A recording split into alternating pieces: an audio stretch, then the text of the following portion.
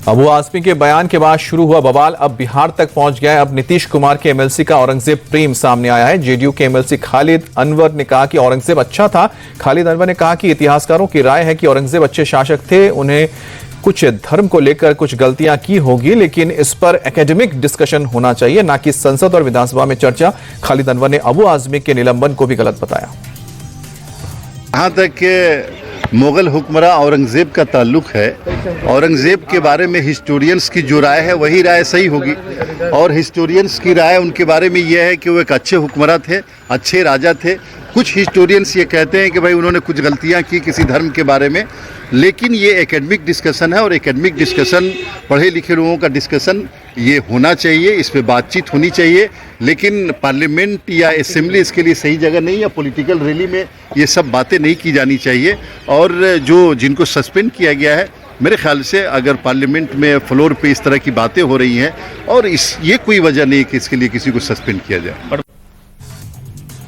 हालांकि जेडीयू अपने एमएलसी के बचाव में सामने आई है। जेडीयू प्रवक्ता नीरज कुमार ने कहा है कि संविधान ने देश के हर नागरिक को बोलने की आजादी दी है और साथ ही उन्होंने अबू आजमी के निलंबन को भी सही बताया और कहा कि विधानसभा स्पीकर को भी कभी विधायक के खिलाफ एक्शन लेने का अधिकार है। खालिद अनवर ने जो मंतव्य दिया है उसमें कहा है कि हिस्टोरिकली विभिन्न लोगों की विभिन्न व्याख्या होती है, तो उसके आधार पर कोई एक व्यक्ति का मूल्यांकन समग्रता में कर लीजिएगा। इस देश के अंदर में राष्ट्रपिता महात्मा गांधी का समग्रता में मूल्यांकन करने में तो लोगों को हिचक होता है। तो हर व्यक्ति को अपना अधिकार होता है, लेकिन विधानसभा अध्यक्ष ने जब नियमन दे दिया तो इस पर कोई राजनीतिक टिप्पणी किया जाना सही नहीं। समाजवादी पार्टी के वो विधायक हैं, वो विधानसभा के क्षेत्राधिकार में आता है। अध्यक्ष जी के क्षेत्राधिकार में उस पर नियमन क्या देना है।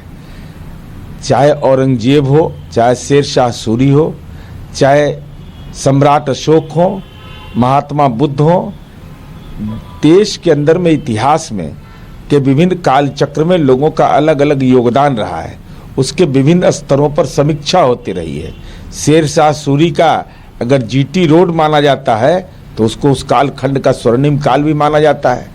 तो इतिहास के काल चक्र के साथ छेड़छाड़ करना यह राजनैतिक रूप से लाभप्रद और हानिप्रद हो सकता है, लेकिन देश के संविधान के तहत हर नागरिक को बोलने की आज़ादी है।